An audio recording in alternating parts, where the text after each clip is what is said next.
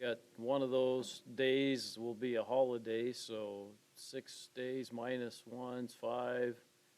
Finished today, we only got 4 class days left. Um, that's time, I hope, for you guys to get your project two all finished and completed and done in a good fashion. You've got one assignment left before you finish the paper itself, and that's writing up your intro and conclusion. And if you go to the content section and you come down to project two, you'll see a Word doc here for the intro and conclusion. Take a look at that. It's pretty brief. Some of you probably could stand to go back and look at the one for the outline because I lay out in there very clearly what things you need for the paper, right? The 4 major elements that you want to discuss. Of course, the major element that you want to do is the financial analysis, right? But in the introduction, you got to tell us what you plan to tell us. So it's going to be a summary of the major points of the paper, right? So you got to summarize the history of the company, the industry that it competes in, its strategy, and the financials. Okay? You can do that in any manner that you wish. Okay? Some of you may want to, if there's something that's of importance, you may want to put it in there. You know, you may want to put the Hershey Company started in 1803 or something. Okay? And that's fine. Or you can put it just in one sentence. You know, you can say in this paper, I'm going to cover the history, the industry, strategy, and a detailed financial analysis. Okay, your choice, and that just kind of depends on how you're going to write that introduction. Um, you probably want to start it off with a sentence or two that kind of captures the reader's attention, right? You get that, okay? Those are the main things that need to go into the introduction, and make sure that it's well written, make sure punctuation and spelling are correct. Again, you know, that's going to set the tone for the paper. So if I'm reading the introduction and I find 2 or 3 spelling, grammatical, other errors, you know, that's going to set the tone. Then my spidey senses get fired up and I start looking a little harder throughout the rest of the paper, right? Okay, and then in the conclusion, once again, you're going to summarize, you know, those major points. You may include some things that you were able to deduce from your research, certainly things in the financials that may have led you to your recommendation of maybe buy, sell. I kind of put buy, sell, or hold. It doesn't have to be exactly that. Okay, but basically in that realm, you're going to tell me if you think it's a good investment, if you think it's you know, maybe one you want to hang on to but probably not put more money into, that's fine. Or if you come to the conclusion that it's something that you ought to get the heck out of, that's fine. Okay. Again, you're not necessarily defending the company. You're defending your decision, is what you're defending in the paper, basically, right? Okay. And in the conclusion, you're doing those things. So again, make sure that you summarize all the major points. Okay. History, industry, strategy, detailed financial analysis. You summarize all those in the conclusion, and then make sure you make your recommendation. If when you do this assignment, just this assignment, you're not ready to make your recommendation, that's fine. You know, leave that sentence kind of blank, or you can write something, you know, my recommendation will be forthcoming in the final paper. Okay, I get that. Maybe you're not done with your research yet and whatnot, so that's fine.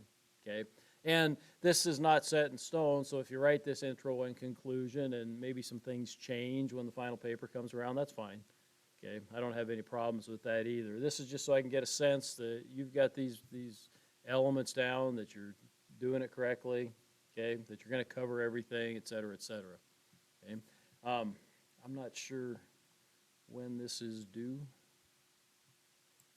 Look and see if I've got a due date for that.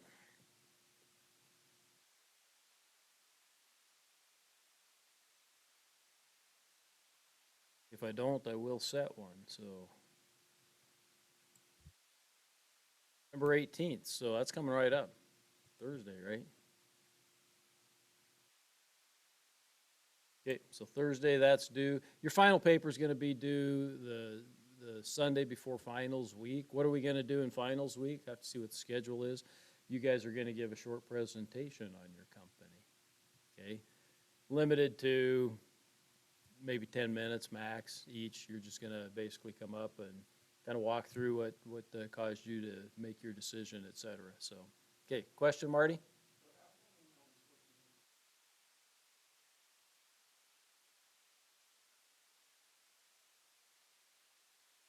Run that by me again.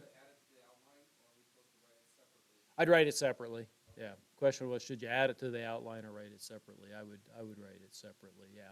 Make sure your final paper, I get some of those that are turned in, and they'll leave a lot of the outline, Roman numerals and stuff in there. You don't do that, okay? When you get to the final paper, I want it written just like a paper. I do want you to cite sources, which ought to be at least several of the annual reports, but there could be other sources, and that's fine. You may Google some information. I don't get too worked up about format. I'll let the writing classes get into APA or MLA or whatever the heck the citation formats are. So you can cite it either within the body, if you want to, or you could have a separate bibliography page. That's fine. If you're citing something, you've got a paragraph that's full of all kinds of stuff from the annual report, and you just say, Microsoft Annual Report 2021, that's good. Put it in parentheses or something and cite it right within the body of the paper. But do cite those things, okay? And if it's a quote, make sure you put it in quotation marks. There's nothing I hate worse.